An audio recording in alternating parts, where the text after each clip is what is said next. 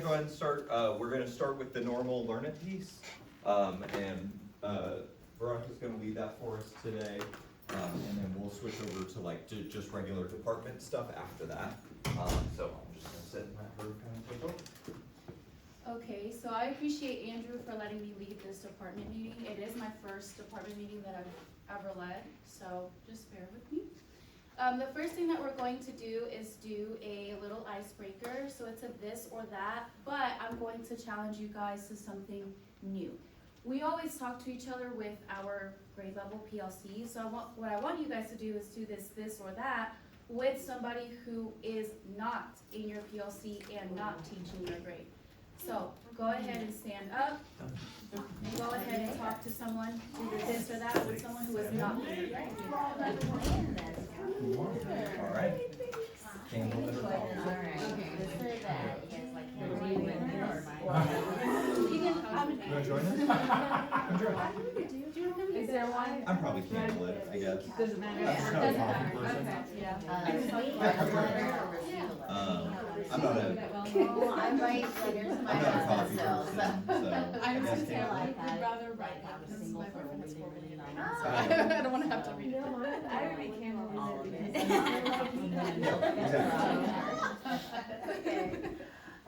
Candlelit or coffee? What's that? No, I'm an official one. I started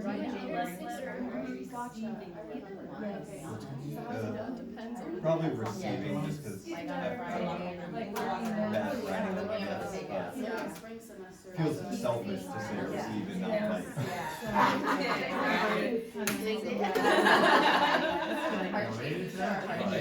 Red velvet cake. Cake, easy. Home cooked or takeout?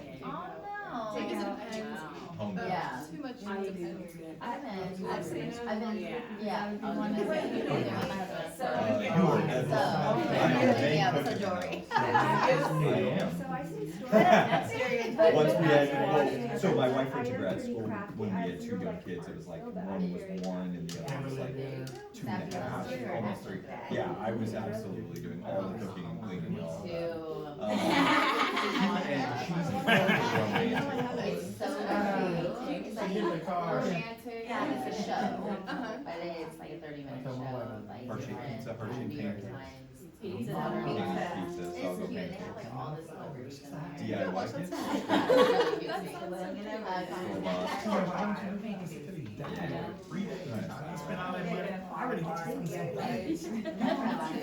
Love it. Fake flower, yeah. Love story flowers.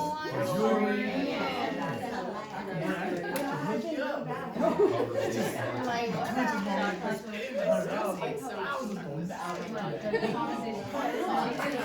They taste terrible. The fun is what they say, but they taste awful. I'm not.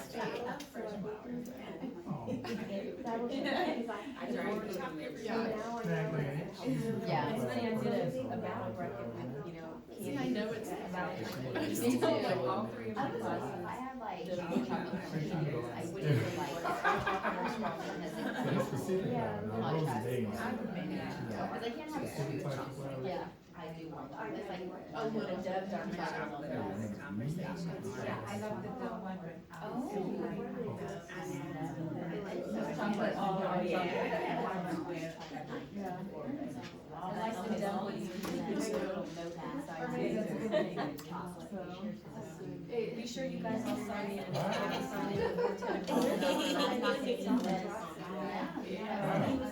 It's just like a little bit on there. I bet they didn't even have to. After we're done, I'll just walk out and sign. Alright guys, so let's go ahead and wrap it up. If you want to go back to your seat, you can. I don't know if you guys want to go back to where you originally sat. Yeah, I made y'all move, my bad. Just thought it would be different. Okay, so we're gonna do our Learn It piece. So this shouldn't necessarily be super new. I believe that we have been doing workshop model pretty much since the beginning of the school year. But the last time that we really talked about workshop model was at the beginning of the school year, so it's a good thing to kind of refresh ourselves the second semester on what it looks like, and if we want to make sure that we understand every little bit of the workshop model and its flexibility, then right now is the time to do that before the school year ends. So typically the workshop model starts with a mini lesson, and the reason why it's called a mini lesson is because it's typically from 10 to 15 minutes, so it shouldn't really be that long. And typically you focus on one clear skill, so things like summarizing, theme, author's purpose, whatever you decide that your data points that you should be teaching. So you're going to model the whole skill to the class.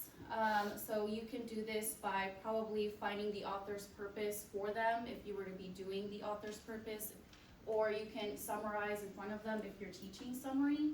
And then you can use a think aloud to walk students through your thought process. I typically just do like a whole class practice with them, which kind of leads into the next step.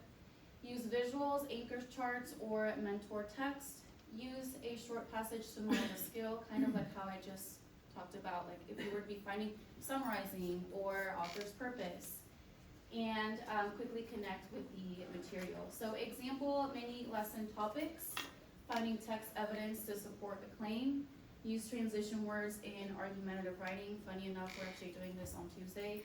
Analyzing the tone of a poem, comparing and contrasting two characters in a narrative. So what I want you guys to do with your table real quick is I want you guys to, you can either do it either in your notebook or on a Google Doc. You guys can decide if you were teaching one of these 4 topics, how would you make it into the workshop model? So if you were to be teaching text evidence, right, how would you be teaching text evidence using the workshop model? So I'm gonna give you guys probably about 5 minutes, and then we'll have you guys share, and then we'll move on to the next one. Well, the thing is we already kind of know it, but then we're gonna still talk about how it should be. Actually, let me just go ahead and go over this part too.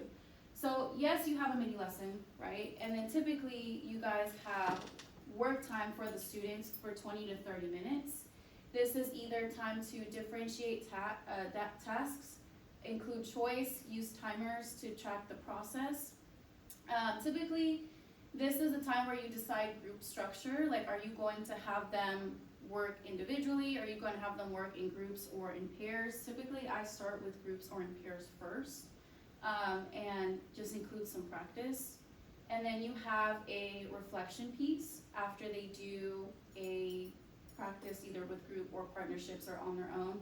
And the reflection piece typically does not have to be just on a Google Doc or on a slip of paper. A reflection piece could even be like just asking the class a couple of questions at the end and just kind of gauging how well the lesson struck. So that's kind of what I do. But again, you can do quick writes, you can do exit tickets, you can do whole class share out, and you can just ask some questions. It really is up to you on how you want them to reflect. So going back to this is now what I want you guys to do. Is walk through having a workshop model for one of these 4 topics, either finding evidence, using transition words, analyzing the tone of poem, or comparing and contrasting 2 characters in a narrative. I'll let you guys in your table group choose what you guys want to do, and then we'll see how you guys would have done the workshop model for that. So I'll let you guys go ahead and do it, and then we'll see how you guys make it into a workshop model. Alright. Maybe I'll I just picked one, okay. It's just off the online, so, I love dissecting. So I guess the main Like, start it's with They get excited because ensuring it's my vibe. training and playing, or giving examples of playing. Small, like a short, Which we assume would probably I would. Probably, because if you're moving on to text evidence. So now we would have. So that they can annotate and have that mark. And then if I want them to break off, instead of group, they would say like, I would like you guys to finish on and whatever it is.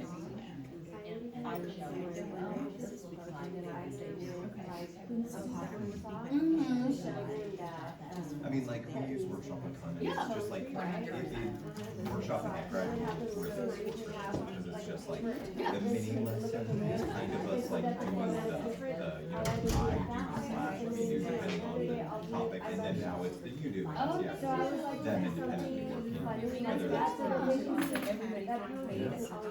And one kind of like, Yeah. Yeah. Something silly like that, and then we'll do like a flash conference chart Well, about just walk through and how. we'll do the rhymes And then, with it, and then, do. You know, that reflection, which is, Yeah. especially So when then you what do to be sharing out what they found, or then again, if they're working on their independent, like what did they add to their own.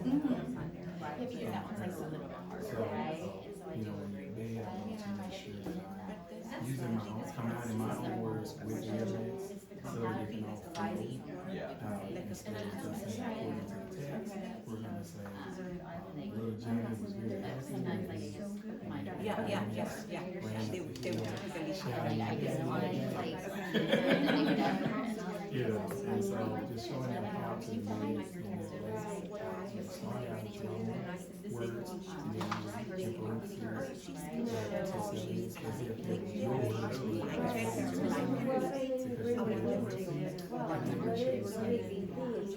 So I'll show them how to do that with evidence that you provide, so that they can see how to do it.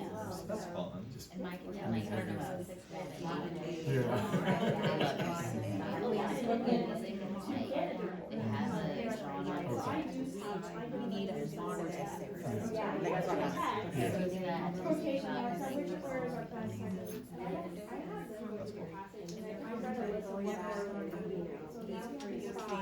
That's cool.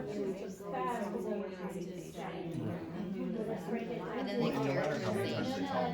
This shows that, you can write that, and then just. Right. You just delete it, the sentence makes perfect sense. Right. Yeah. Right. Alright. Pull it back. Then I follow Yes. Yeah. Yeah, oh, 100%. But in future resource. Well, we're talking like that. Usually got to do That's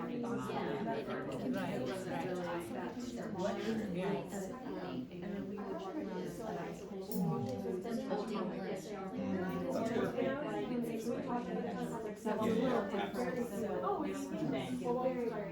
Especially like the older they get. Yeah. I don't write, yeah. Like I can't read, right, like I can analyze it, I can read it, but like, it's not. Oh, yeah, that is.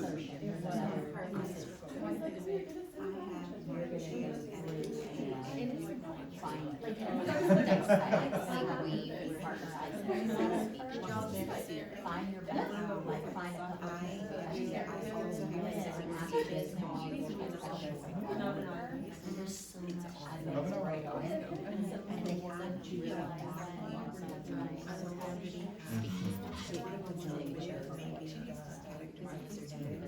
Or what they bring. It's gotta be like a mediator. And we need to slow right line by line, or just Who has this the is evidence? them. I would do a You routine know, on which one is it? I do, I like that conversation. Yeah. If you can make it easy, kudos to you, because that is not, it's just like, it's important to make it have to be. 90%, yeah, there's dashes, like there's teaching on GU. And so at the beginning of the year, we did like these two or three different, I had no idea. I was like, Yeah. All right, you guys. So let's go ahead and wrap that conversation up really quick. Let's wrap it up. Okay, so would anyone like to share how they made one of these topics into the workshop model? Anyone in the room? Sure, we talked about specifically the finding text evidence to support a claim. And we said our part, I do part of the lesson, would be, we would give them a sample, assertion thesis statement. And then we would probably either put a graphic organizer just up on the screen and model for them using the text, okay, what part of the text is going to best support this assertion or thesis statement? And specifically, like, show them how to select from the text that evidence that's best gonna fix it or fit it. And then put it on your graphic organizer, and, then we would do like a we do, where we would have them work with a partner to select the best piece of text evidence, and then go from there on to like embedding it into their own writing for the you do by yourself. Well, I like that, because you started off whole class modeling, then you went into partner work, and then you went to individual, so it gives them several chances before they just get to do it. How would you guys have them reflect on that learning? You were. Well, we would ask them, we would have a question to ask them, how did working in a group help them to come up with the best, best text evidence? And then we'll also have another question that says, independently, where do you feel like you're able to do this on your own? And then just have them answer that, yes, no, maybe, I don't know, still confused. No, I like that, okay, because that does kind of help them reflect individually, by myself, what really can I do in terms of the skill. So I appreciate you guys doing that. I did kind of just remind you guys everything that it has. So we kind of went through this, kind of talked about the reflection. So now let's go ahead and talk about the tips and tricks really quick. So first is you start small, begin with shorter workshops, 20 minutes before expanding to a full class period. Obviously, if you use familiar text, maybe it'll be easier for them to find out either author's purpose or summarize it or any of that good stuff, because they don't have to basically start from zero. Establishing the routines with them, transitions, independent work, and group discussions. My students, in terms of the workshop model, because I do it naturally, and I think most of us probably already do, they kind of know that first it's going to be classwork, then it's going to be probably group or partner work, and then they're gonna move to individual work. So that's kind of something that's already expected in my routine. Maybe think about that in your classroom. And then keep materials ready. So make sure that you laminate your graphic organizers, that you have, if you're gonna have them write on a worksheet, that you have the worksheet ready to go. Group with purpose, so you have to be strategic about grouping your students. So I know that sometimes I group my students based off of their strengths and weaknesses. So I know, okay, this student is very good at this topic, but this student needs a little bit more help. Can I group these together? And I mean, you can also group however you want to. If you just want to, honestly, from a classroom management standpoint, group them that way. But again, it's better to be strategic with your grouping. I know a lot of times we let them choose, but also being intentional about who you group them with also helps them with their learning. And then timing, be flexible. If they need more time, adjust pacing or save the station for the next day. We typically tend to do that, but it is important to keep that in mind as well. So before we go into you guys just working with your PLC to look at your Unit 4 curriculum map, because we are moving into the last unit of the year, what I want you guys to do is kind of share with each other what are the things that are great about the workshop model, but what are some challenges that you experience with the workshop model? Are there things that could be lacking in a workshop model? Are there things that are probably things that you've tried in your classroom that don't work as well? And then where can we improve those things when it comes to implementing this in the classroom? So what are the things that are good about it? What are the things that probably are a challenge? And then how can we go about that? I'm gonna give you guys about maybe 2 to 3 minutes, and then we'll come back and talk about it, and then we'll work into Unit 4 in just a second. Yes. Okay. Same. Oh, yeah. That's what I was gonna say. The other, to me, the other issue with workshop is like, it does require more attendance from students, and like they have to be, and the more motivated you have the class, the easier. But if you have meetings it's really long, tiring. And so, you know, I always describe myself as a pinball person. It's just constantly moving by the end of the process. And so, you know, that requires sometimes more room. You know, you think it's like, okay, you guys go work, but I end up doing a lot, just keeping kids on task and also leading them through that process of independent work. So that keeps up. When they were working on that, then we were And then I pulling made small and they would rotate through them every day. So we would, So it's almost like studying.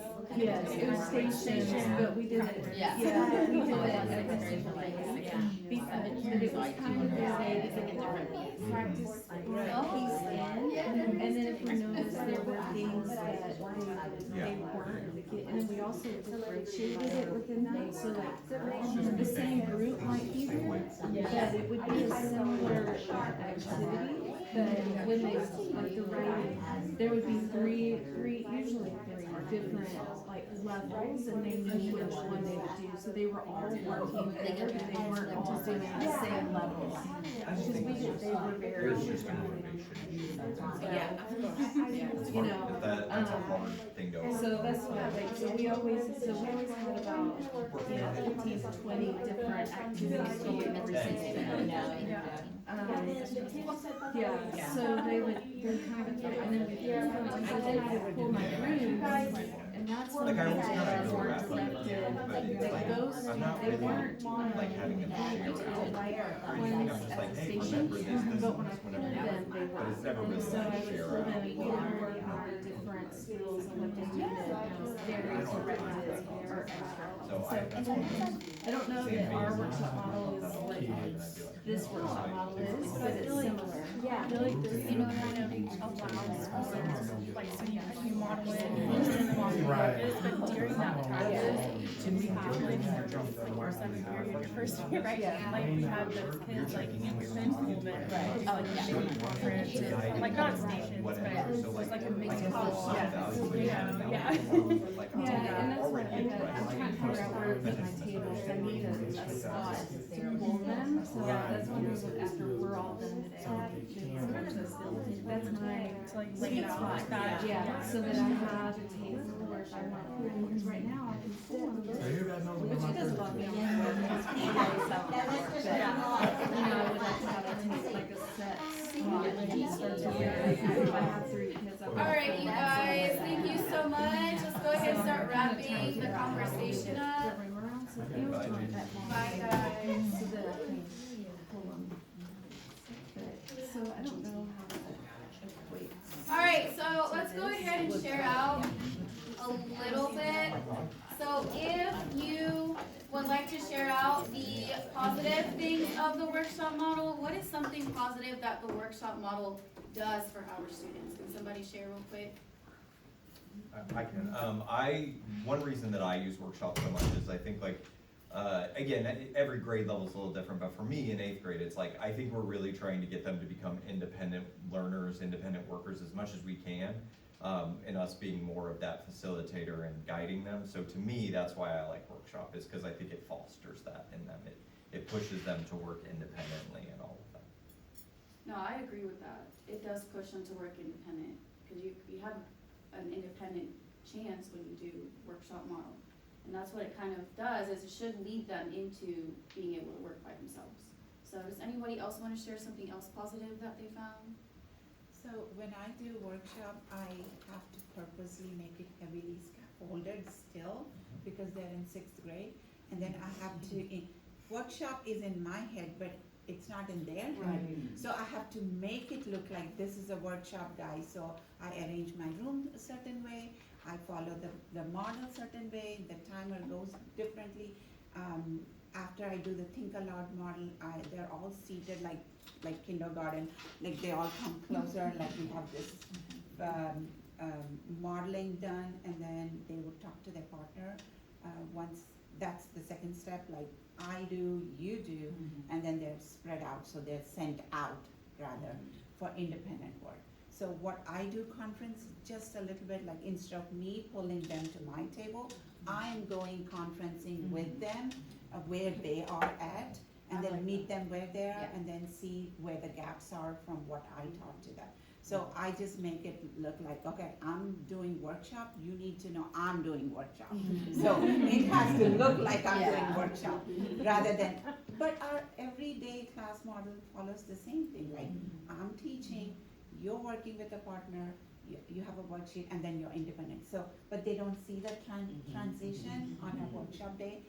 It takes a lot of effort to arrange that part, so, but every day is a workshop, but they don't see it that way. So I intentionally, next week we're heading into workshop, so intentionally I make it look like, okay, this is workshop, so your behavior is expected a little different, yeah. So does anyone want to share the challenges that you find with workshop model? I'll share it. I was telling Zamora, I'm really bad at the reflection piece because we get into it and it flows really well, but I don't always truly believe that the reflection piece is going to happen that day. We were talking about it. Sometimes the reflection piece is the next day or the next couple of days. When the kids are saying, oh, I remember this, and like, I never thought about things like that. We were doing a Martin Luther King speech, and I had a kid who said, when I was reading this other speech that they had to do independently, I could just hear everything that you said, like, and I could hear Martin Luther King as he was reading a different speech, and he was like, I never thought about things that way. So I'm really bad about doing the reflection piece same day, but it does come days later. Okay, so a way that we can go about that is, I mean, like I said, the way that I reflect with my students is sometimes I can even just ask a question, or like, okay, so based off of what we just learned today, like how many of you understood, or how do you feel about it? They can do like the thumbs up meter, or they can also be asked a question, like if I were to teach summarizing, right? Okay, somebody tell me what we just learned. So for summarizing, what do you need in a summary? Okay, what do you not need in a summary? Okay, I got a gauge of how well we understood the lesson. So that's kind of how I do mine. It doesn't always have to be like a formal reflection. That's just kind of how I feel, because a formal one, like you said, it probably won't happen the day of every day, because it would have to be, we need a reflection every single day, and that's not realistic. But that's the way that I would recommend still seeing where they're at and have them reflect on a lesson, is at the end. Just ask them a quick question. You can even do the gauge, and just kind of see how well the lesson hit in the first place with them. Like, how are they feeling about how their lesson went today? Does anyone else want to share another challenge? I'll share this tables too. With Ms. Summerall and Ms. Foley, they were saying just timing sometimes can be a challenge, and just having kids have to get familiar with the text can sometimes take longer than expected. So they came up with a solution of like having them do it for SSR. That's their SSR that day. That's your warm up that day to read it first, and then be able to go into the workshop a little easier because everybody's already read and familiar with the same text. And then Coach E talked about grouping. Oh. He said something really good about grouping, because I was listening, yeah. Well, I was just mentioning, with my own level class, grouping is a challenge, it's a struggle, because, even though you wanna put a high with a low, sometimes you put a high with a low, and the low doesn't cooperate with the high doesn't wanna work with them, so they end up doing all the work and just not even dealing with them and so on like that. So I have to, instead of working on highs and lows, I have to work on personalities. And which ones actually Speaking will our actually language. work. Yes. But yeah, just work. Sarah are going like that. Yeah. But yeah, working with the personalities that would get them to actually do some work versus have, be clashing all the time. No, I agree. It has to do something with knowing your students, Yes. knowing who meshes well, who doesn't mesh well. There has been time where I have group students and I kind of saw, oh, these kids don't really work well together, so I'm not gonna pair them up again. So it's just kind of how it goes. But I appreciate you guys sharing. There are ways to navigate that. Like, I really appreciate that in the screen share. Well, sometimes we don't have time, but we can incorporate the text that we're going to summarize or the text where we're going to find author's purposing already into SSR. So that's really cool. I actually had never thought about that. So it's very awesome that we're having this conversation. So here's what you guys are going to do. With your PLC, you're going to take a look at your Unit 4 curriculum map and PBA, and you guys are going to think about where you can add the workshop model using your power standards in Unit 4. So that kind of helps you then go into planning in just a second, but thank you all so much for having me present my very first department meeting. So.